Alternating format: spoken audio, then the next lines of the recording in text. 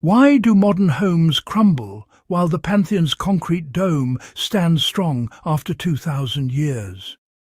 We trust in progress, steel, glass and high-tech design, yet our buildings often need constant repair and rarely last a lifetime. Meanwhile, the Pantheon's ancient concrete has survived earthquakes, invasions and centuries of weather. What did the ancients know that we've forgotten? Today, we'll uncover 10 forbidden building techniques, methods once banned or dismissed, now being rediscovered for their sustainability and resilience. These aren't just curiosities, they're blueprints for a better, longer-lasting future. Let's begin our journey into the lost wisdom of the world's greatest builders. Before insulation and central heating, survival meant working with the earth, not against it. Ancient dugout homes used the ground's stable temperature to stay cool in summer and warm in winter, slashing energy needs by up to 80%. These earth-sheltered houses were resilient, sustainable, and part of the landscape. Authorities later dismissed them as primitive, severing our connection to this natural insulation. Now, as energy costs soar, architects are reviving these designs in modern passive houses. The secret? Let the earth do the work. Sometimes the best solutions are right beneath our feet. The Pantheon's secret isn't just volcanic ash. It's self-healing concrete. Romans mix quicklime into their mortar, creating pockets that react with water to seal cracks as they form. This dynamic material repairs itself, making Roman seawalls stronger with age. Modern concrete, by contrast, is brittle and short-lived. Today, scientists are racing to recreate this ancient formula, hoping to build bridges and tunnels that last centuries, not decades. The future of construction may lie in the chemistry of the past. Sometimes the smartest innovation is rediscovering what already worked. Modern cement mortar traps moisture, leading to crumbling bricks and damp walls. Medieval builders used lime mortar, which let walls breathe, absorbing and releasing moisture naturally. This prevented frost damage and kept structures dry for centuries. The switch to hard cement was meant as progress, but it created new problems: trapped water, mold and decay. Today, restoration experts and green builders are returning to lime, understanding that a wall should manage moisture, not fight it. Sometimes the softest material is the strongest defense. Let your walls breathe, and they'll stand the test of time. The old ways often hold the key to lasting strength. In earthquake-prone Japan, ancient builders didn't fight the earth, they moved with it. Wooden joinery allowed buildings to flex and sway, absorbing seismic energy instead of resisting it.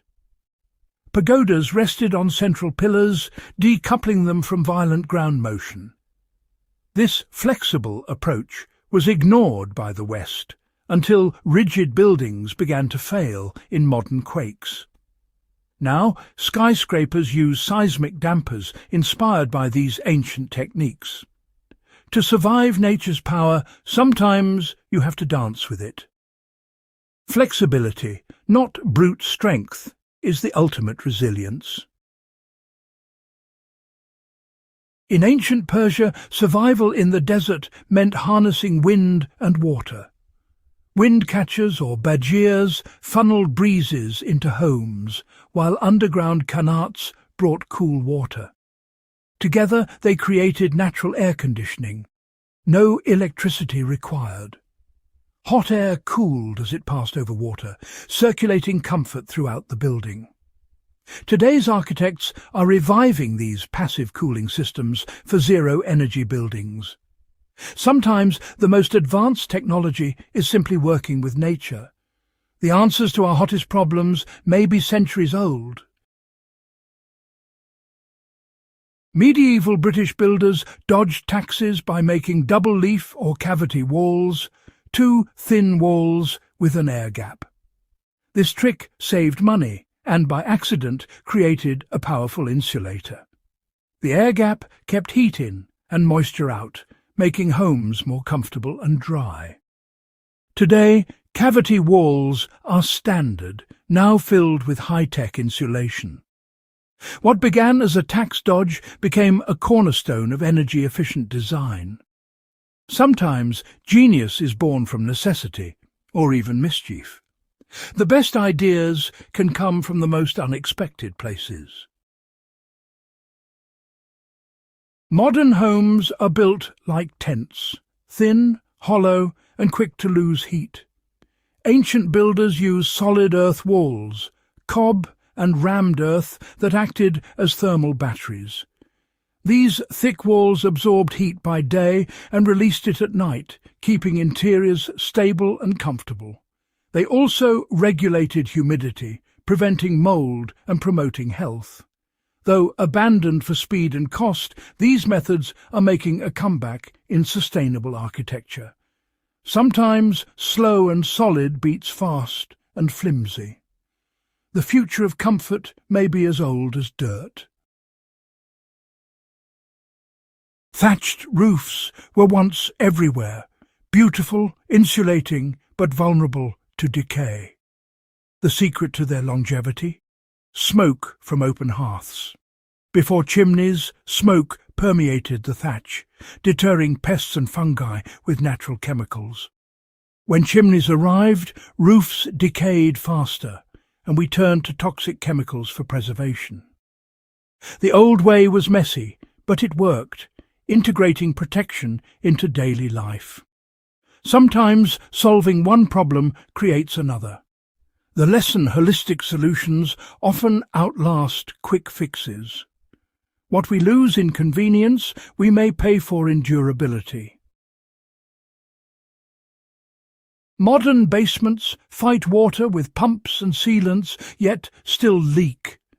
Medieval builders partnered with the earth, anchoring foundations to bedrock or stable gravel.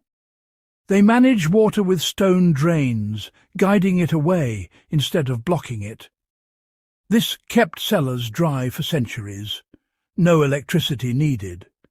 Today, engineers are rediscovering these ancient drainage techniques for resilient, low-energy homes. The best way to beat water? Give it somewhere else to go. Sometimes working with nature is smarter than fighting it. True resilience is built on understanding, not resistance. Gothic cathedrals soar thanks to a hidden secret, the flying buttress. Instead of thick walls, builders used external stone arches to channel roof forces safely to the ground. This freed the walls to be thin and filled with stained glass, flooding interiors with light. The flying buttress was a radical separation of structure and skin, a concept lost for centuries. Only recently have we fully grasped the genius behind these masterpieces. Sometimes the most beautiful solutions are also the most daring. The past still has lessons for our tallest ambitions. We've uncovered a lost legacy. Ancient techniques that made buildings breathe, heal, and endure. These aren't relics, they're blueprints for a sustainable future. By blending old wisdom with new science, we can build homes that last for generations. The secrets were never lost, just waiting for us to listen.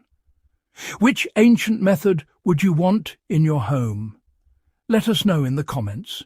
For more hidden knowledge, subscribe and stay curious. This is Warcraft Survival. Build strong, and I'll see you next time.